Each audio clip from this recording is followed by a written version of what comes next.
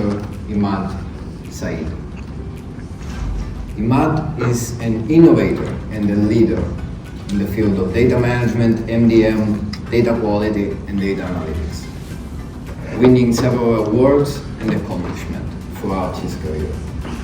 We look forward to learn more about lean data governance, a catalyst for achieving business agility. Welcome.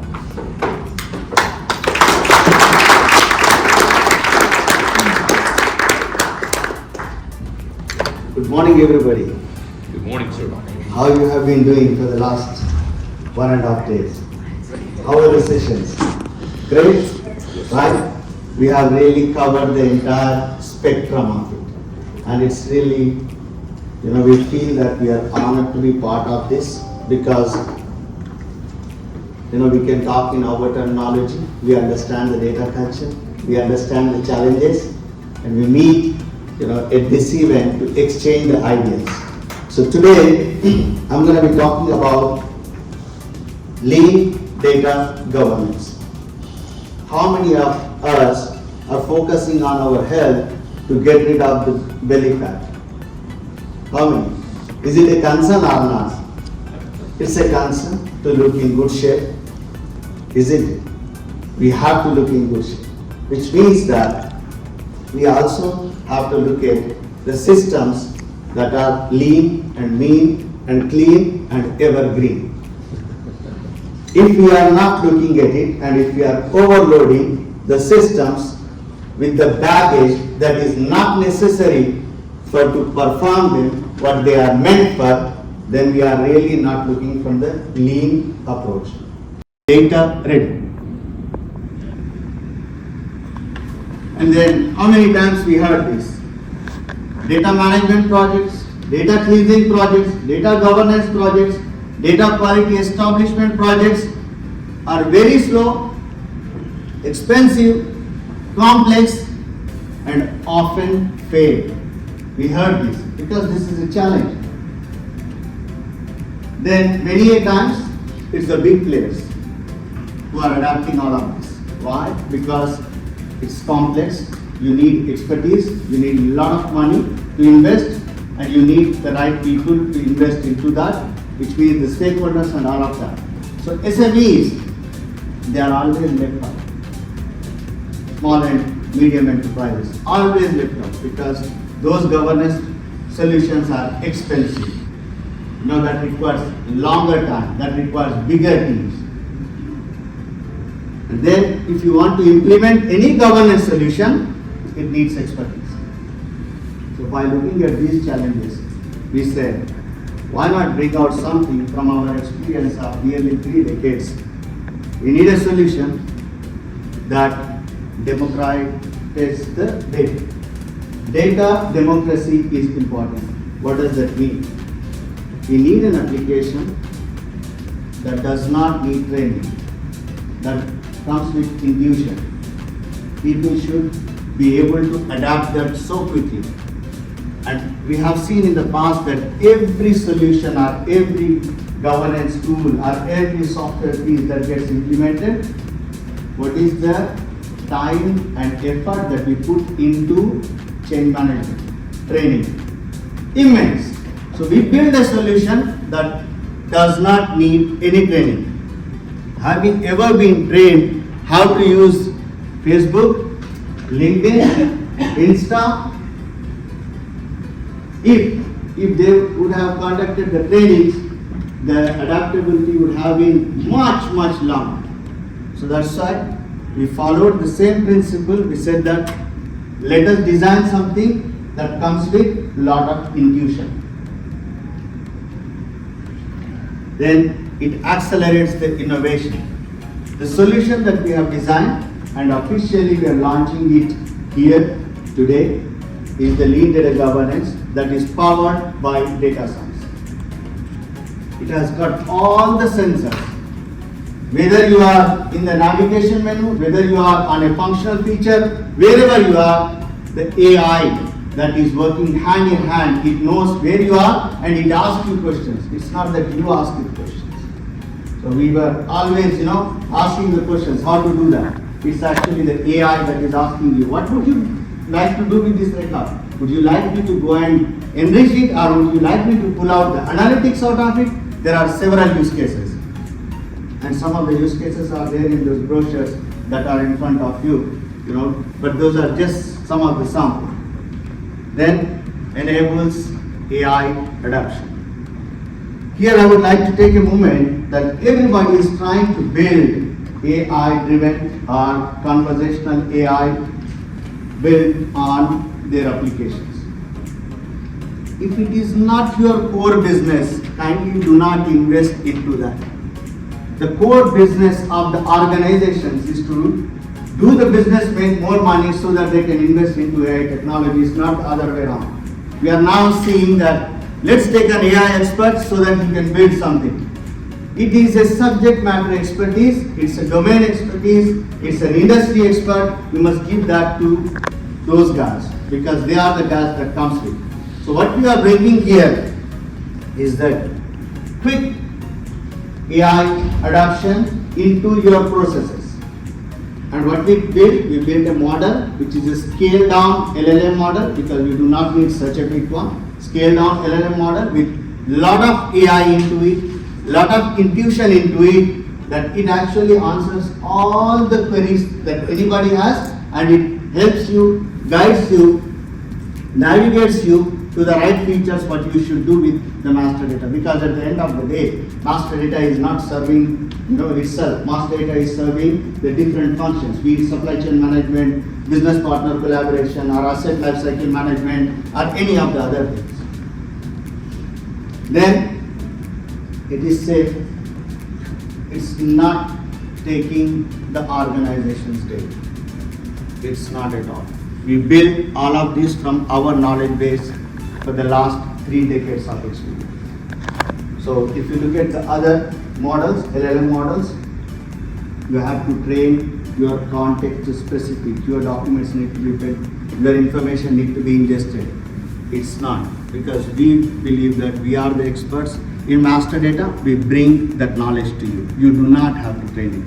But if there is anything specific, such as your business glossary is little bit different than what we see elsewhere, yes, you can train that. But it is safe, it is compliant and ethical. We do not collect any data from the user perspective. Simple, agile, swift. That's where you see simple, agile, swift. It's absolutely simple in terms of it. Why we call it simple? Because nearly 3 decades of experience has given us an opportunity to look at how we can deliver something which is pre-configured.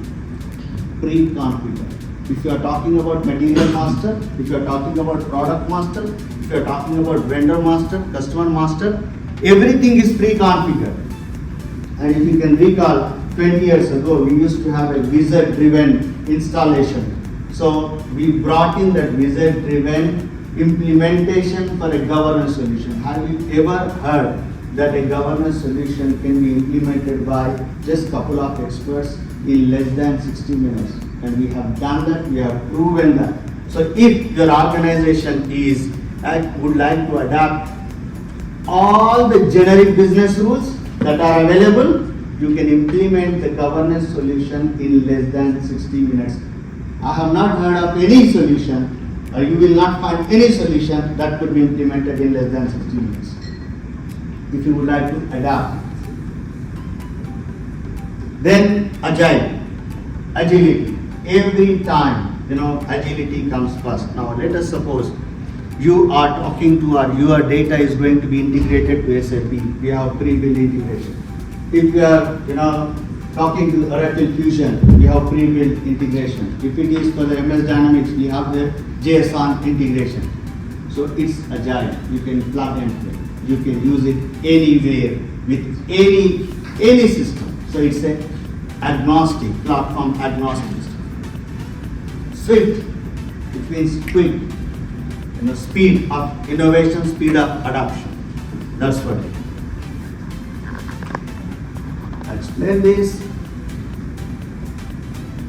Now, What is this platform? Let us take a use case. Let us suppose that you have some vendor master data or a product data. You take that, you have the data identification, data discovery, acquisition, and ingestion.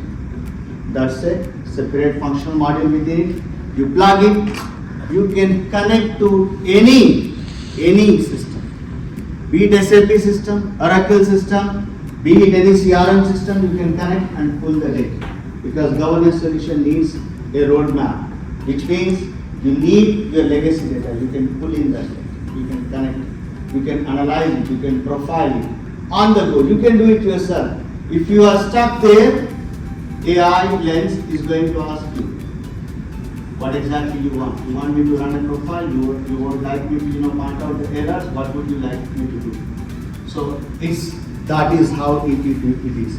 So data identification, acquisition, and ingestion, then data standardization. Here comes the challenge. What is the standard that we are adopting as part of this lean data governance? It's all ISO standards. I can list out several standards, but a couple of them I would like to mention. ISO 8000 standard. That is the only standard, by the way, for master data quality. There is no other standard from ISO except 8000. ISO 8000 is for master data quality. So that's the standard. ISO 55000 is embedded in it. ISO 27000 is embedded in it. ISO 29002 is embedded in it. 22745 is embedded in it. All these are the standards that are actually helping us establish the master data that can interoperate, because future is going to be, systems are going to be talking to systems. What does that mean? We need a standard that can actually ensure that interoperability. And that interoperability is coming from the ISO standard. So it has the standardized content. We have millions of product records we have. And by the way, let me just mention that this is the same solution that Saudi Arabia is using to onboard their 100 million products into one repository. 100 million products. Anything that is ever manufactured in Saudi or imported in Saudi is actually going through this. So 100 million products, you cannot apply, you cannot change, you cannot do that manually. So it's a automation engine, backend engine. So that's the standardization that we talk about. And then data maturity improvement. At any point in time, you can pull in a data set and do the data maturity, how mature this data is. Because certain things might have evolved. It could be the vendor data, it could be the location data, it could be the asset data, it could be the product master data, it might have evolved. So all of that, you can check that. Then ongoing data governance is always there. If you would like to change the process, you will be able to change it, because we have the configuration workbenches via which you can actually do that. And the governance as well runs on the same principles of ISO standards. ISO data quality. You know that how many dimensions are there. Even though there are a lot of other standards, DAMA standard is there are other standards as well, but it is driven by the ISO standards built on the complete metadata. Then continuous business intelligence. Today, what we need the systems to give us insights all the time. How was my data? How was my decision making yesterday, and how is it today? Has it improved or not? And that decision making can come only from the insights that are generated out of the data. So it's the continuous business intelligence. You have the dashboards that can be configured. You do not need any other tool. You do not need any other tools. I am not negating any of the other tools that are out there in the market, because each one has put in a lot of effort and they have passionately built it, but you do not need any other tools. So it comes with standardization, it comes with governance, it comes with business intelligence as part of it. So it's fully powered. Now what about the SIBs? Now if you look at it, even if you look at Pilot's customer profiles, if you look at it, we serve more than 80% $10 billion plus companies. We have been served more than 80% of our customers, and it's again available on Gartner. If you go to the Gartner Peer Insights MDM Solutions, you will see that all our customers are over $10 billion revenue. Now this time, what we are bringing is to those organizations who are the SMEs, to those organizations who would like to democratize the data. So we have the basic edition, that is only for a single domain. Then if you would like to go further, that's a professional edition with 3 domains. So it's scaling up all the time. And then you have the enterprise edition that you can subscribe to. So all of these are absolutely affordable, which comes with AI lens, which comes with the data science algorithms embedded in it, and all of those algorithms are configurable. When I say configurable, if you would like certain things to work a different way, you can configure. Like I said, we have been propagating, advocating ISO principles, ISO standards, and we continue to do that because we are also part of ISO 8000 development. And that ISO 8000 development is something that is helping us to bring in those practices, those standards as part of our solutions. And then the other thing is that RPA, robotic process automation. We need that today and even for tomorrow. Why? Will we be able to check the data quality every day? We will not be able to. If you put down 10 people, if you put down 20 people, then again they need to be trained. So the robotic process automation actually looks at the data quality, and if let's suppose you have a change request to create something, and who is checking it today? It's the human being. Since this is human-centered AI concept, we build all of that as part of it so that the system checks it before even if you submit it. It says that sorry, this is something that's not correct, please get it corrected. Or shall I help you to get this thing corrected? So that's the RPA, robotic process automation, which means that you are not investing heavily into the knowledge-based building with the people, but rather than building that within the solution. So your knowledge base is not just within the people, because people can be enabled, trained with whatever the artificial intelligence boards are there, but this is actually building the knowledge base within the solution so that it can actually help many people to learn and explore. Now this is a great feature, what it can do. By the way, we said that when we are allowing AI to be part of our lives, why can't we allow AI board or AI lens to be part of our applications? So this one that you see, it's not just a pop-up, it's a side panel all the way through the application. So it is hidden. As soon as you stop, as soon as you are doing something, I would, or prompting something, then immediately it comes up and it asks you what exactly you want to do. What are you looking for? Are you looking to improve the data quality? Are you looking to create a vendor? Are you looking to create a customer? What is it? And all of that, is here, and it is NLP enabled, which means that you can even ask questions in your, language. So it's a natural language processing is there, NLP enabled one, and it's a scale down LLM. So that's, and then I'll give you certain use cases. How many times, let me take an example of a material. How many times you said that, okay, I'm looking for this specific lab. I wonder who are the other vendors, around the world. You say that, can I know what are the other sourcing options?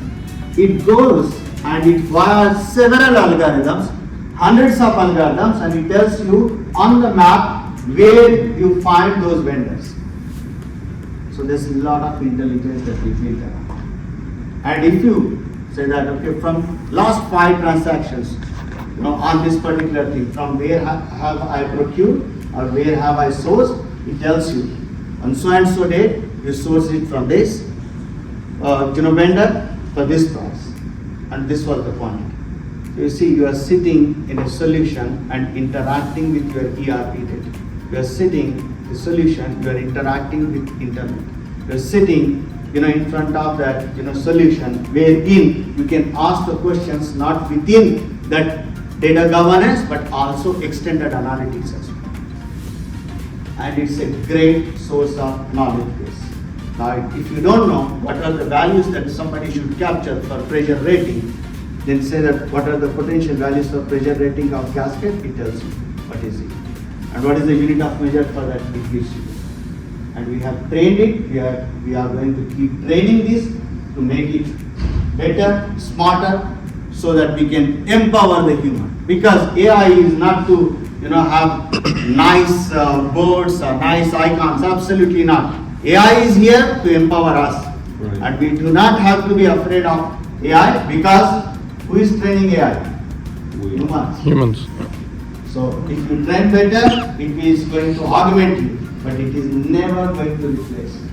This is my belief, never ever going to replace. Yes, certain repeated things, the things that requires consistency, accuracy, efficiency, productivity, we can leave it to AI so that we can do further smarter things.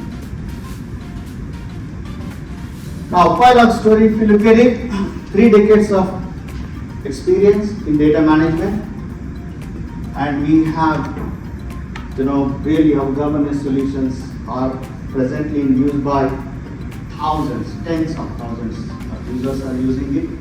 And you can search for Pilot on Gartner. Again, Gartner is not my own organization. It's not funded by anybody. It's an independent research. You would see us there on top. And whatever users are saying. And Customer Choice Award, this is the 3rd time that we are standing out around the globe, from the Customer Choice Award. So all our customers are actually our heroes. They are the guys who are making us stand in front of you today and lead this innovation in the industry. Like I said, customer first. Customer first, customer first, customer first.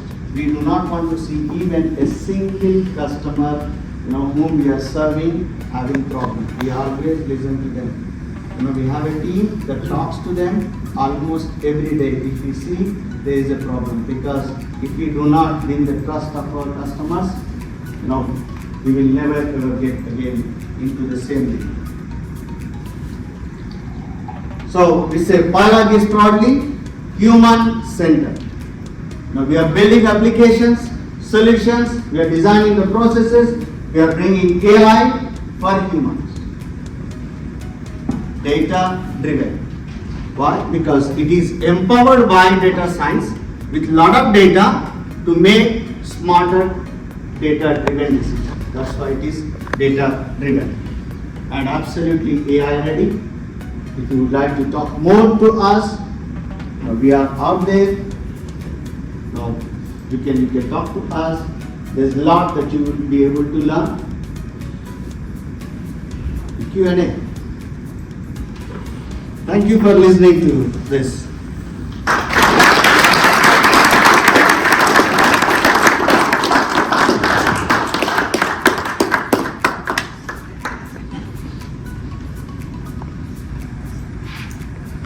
Yes, ma'am. Thank you. The presentation was spot on. Really, I enjoyed the simplicity. I like really much things that are simple because I'm allergic to complicated things. I'm just wondering, do you have some customer experience to share a little bit with us on what you did here? Because it's super appealing. I want to start working with it. But I know that each time I had this feeling, at the end it became very complicated to implement. So I would like to have a bit more content on that. Sure. Thank you.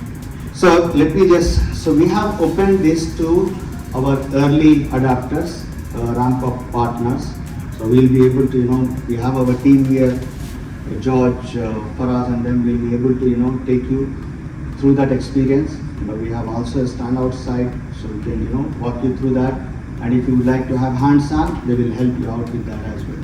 So it's real. So absolutely, it is real, and we felt that this is the time for us to introduce that in Europe, this region, because we are Parlag is very, very popular in Middle East and APAC regions, but we would like to replicate that success in Europe. And it's, by the way, I forgot to mention, it's a multilingual.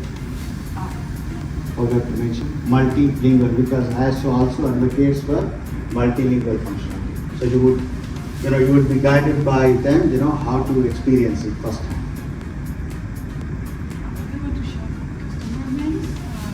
Several. I'll tell you, it's a long list, but we'll definitely.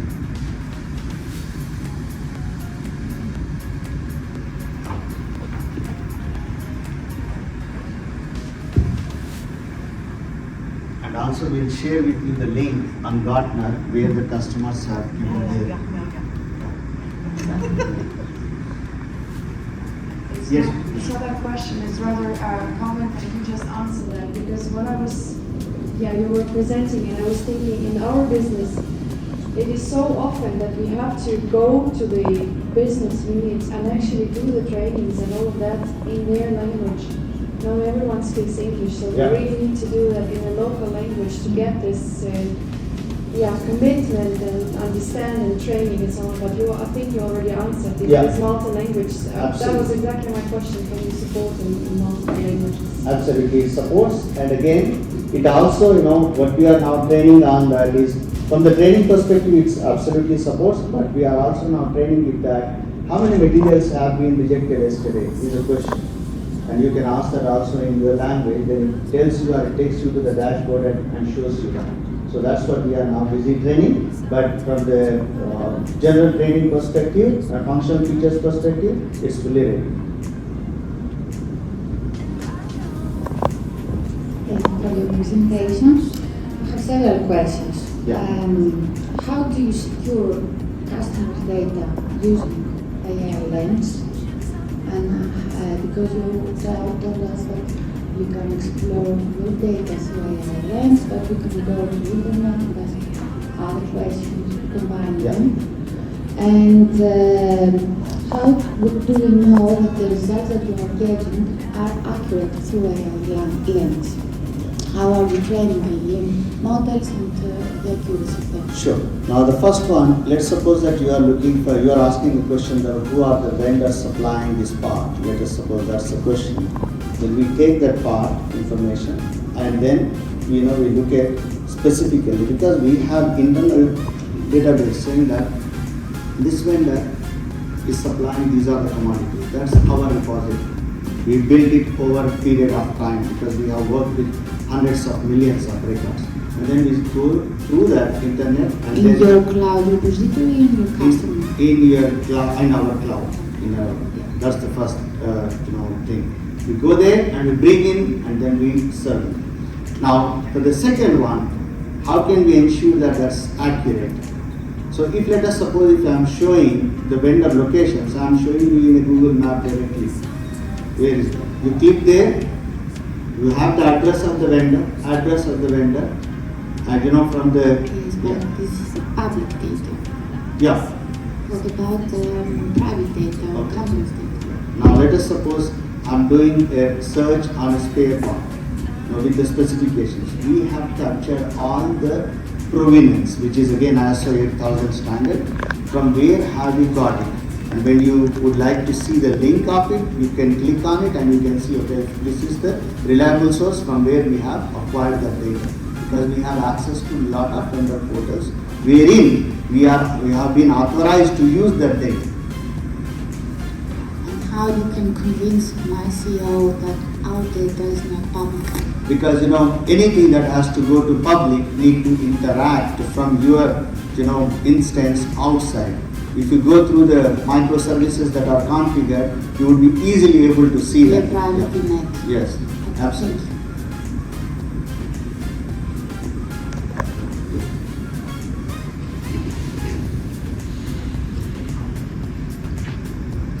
But you would be expecting me to treat you nicely. Not at all. But never, you know me.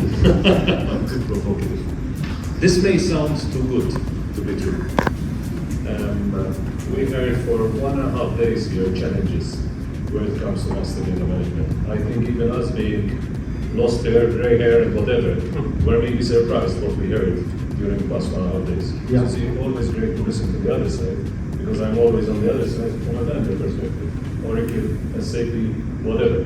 So it's good. So listening to you, you're not a startup, you've been around, as you said, for 3 decades. You're simplifying it. Maybe some are saying you're simplifying it too much. I will repeat, maybe it was not heard properly, especially at the back. I think you said 16 minutes, 1-6. 60. Yeah. 60. You see, I'm provocative. So 60 minutes. I think it's unheard of where it comes to master data management. You said that you have basic, professional, and enterprise. I believe these are the same solutions, but different, I would say, enabling or functionality. Yeah, scaling up, yeah. Exactly. So, if anyone here wants to touch it, wants to try it, wants to go for the basic edition, try it out, see what you're saying, how true it is, and then roll it out. What are the next steps? Is this ready? Can they go? Can we enable them? What's your advice here? See, they need to just get in touch with our team. They will enable them, they will give them access, they will show them the first-hand experience. They can do that. If they have some sample data, they can even bring that. Let's import that data, let it pass through it, and it will get set up. But they need to have 60 minutes time to get this thing done. Yes, ma'am. As an architect, I'm really puzzled about the architecture. I don't think it's really clear what is it exactly that you're doing. You see yourself as a cleaning tool, a creation tool. What exact or data use case are you supporting? So it does the acquisition of the data by connecting it to your ERPs or to any of the systems. Our tech service is actually it's given, and then it does ingestion of it. It does the cleaning automatically. So augment this. Now let us suppose probably you have a different set of data that is not being trained. You might have to get it trained. But whatever the data, we can tell you that this is the data set. This is something that has been trained. Then you can pull it in, and then it gets cleaned, and it passes it. Yes. What's the next step then? And then it moves it into governance area, from where you can actually govern it and integrate it back into your ERP or CRM or operational systems. So you will ingest it and overwrite the existing data in your Yeah. I don't want to say override it, but we have a copy of the original data, but we will just update the descriptions, such as if it is material master, we'll update the descriptions. If it is vendor master, we'll update the general data, we'll update the accounting data, we'll update the data, whatever has been cleaned. And you would always have audit trails saying that, when was it, because lineage is one of the important features of it. And what if you change your data model, restructure it, rationalize your data? Yeah. So now, if you are talking about the data model that we have pre-built, it has already mappings with all the SAP fields, all the Oracle fields, all the CRM fields. In case you have customizations, probably you will have to remap. But if you do not have customizations, if it is out of the box, all the 150 fields that are being managed and maintained in SAP are already being mapped.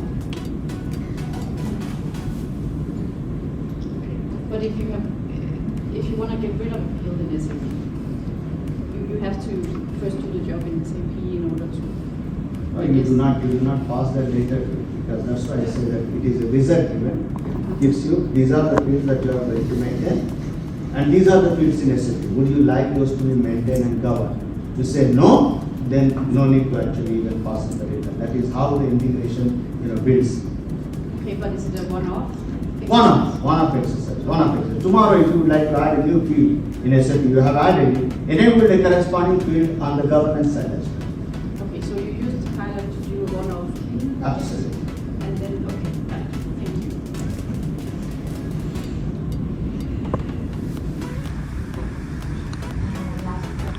Oh, yeah.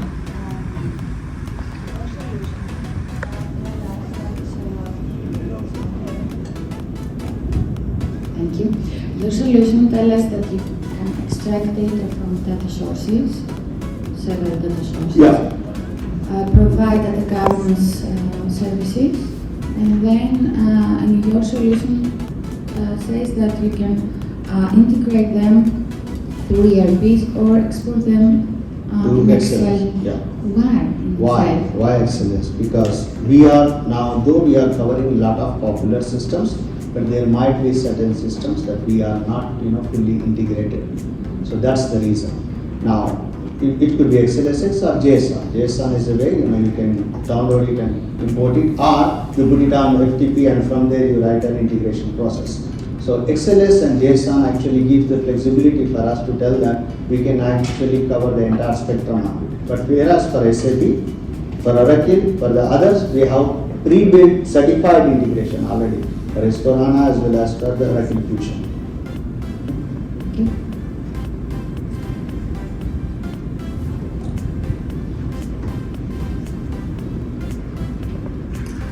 I'm very pleased to hear a solution that can do everything: cataloging, quality management, standardization, and also master data management. So, I will take you up on a challenge of 60 minutes. What I'm also curious about is the MDM functionalities. Usually we have a lot of difficulty in matching, creating models, and sending updates to all kinds of source systems, and you are a genuine Gartner recognized MDM solution. Can you explain to me how you do this? So I was a little intrigued by your response to the other architect in the room. That it's a one-off thing, and trying to connect it. Yeah. See, if it is the established data models, established practices, you do not need to change the data models every time. Now we are serving a couple of customers. In the last 20 years, maybe the data models might have changed not more than twice or thrice. Okay. That's established. And then when we talk about the critical capabilities, because Gartner defines it, Forrester defines it, what are the critical capabilities? What we looked at is that the commonality across different industry sectors, what are those we have taken? And rest of it, we have not got rid of them, we kept them as add-ons. Because we wanted to prove that, let us bring the lean and simplicity into it so that it covers the entire spectrum of the industries. And then, if somebody would like to have advanced stuff, always there are add-ons. There are tens of add-ons that are there. Such as if you say that I would like to curate a new data model for that is an add-on that you take on to it. If you say that no, I would like to have the reduplication capability, but based on a different thing, factorization of it or fuzzy logic kind of thing, that's an add-on that you can take it. But the basic features are common core capabilities. If you look at it, that's what we have put down as part of it. But at any point in time, you can actually have the add-on. By the way, this solution is already been launched, and it is on pilotgroup.com/subscriptions. If you go there, you click on it, and you can go through that. It's obviously it will ask you the payment process because it's a SaaS solution. But if you would like to have hands-on here, our team is here. You can have the exposure to it. Just one technical question. Yeah. Is it an API and so on? Is it because when with data-centric thinking and so on. So normally I have a big database, let's say big data lake and so on. Why I should put all this in your tool, this data physically? Is that correct? That I understand it? Put this data physically, or your application power maybe integrate in my Azure environment, and that's it. Because I'm not so fine with data moving here to there and copy back and so on.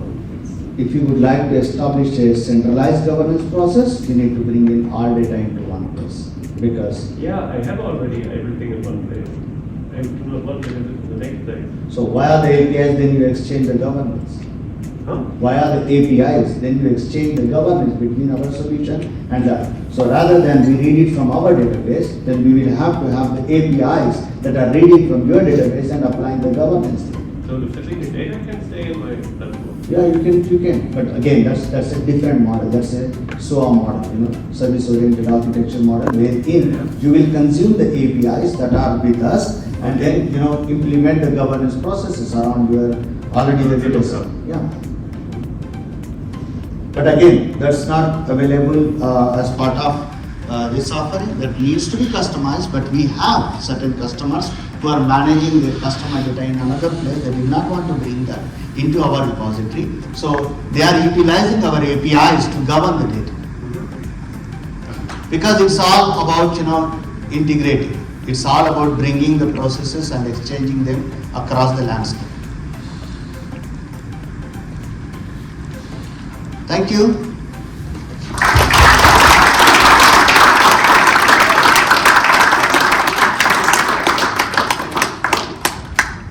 You are welcome to try us out.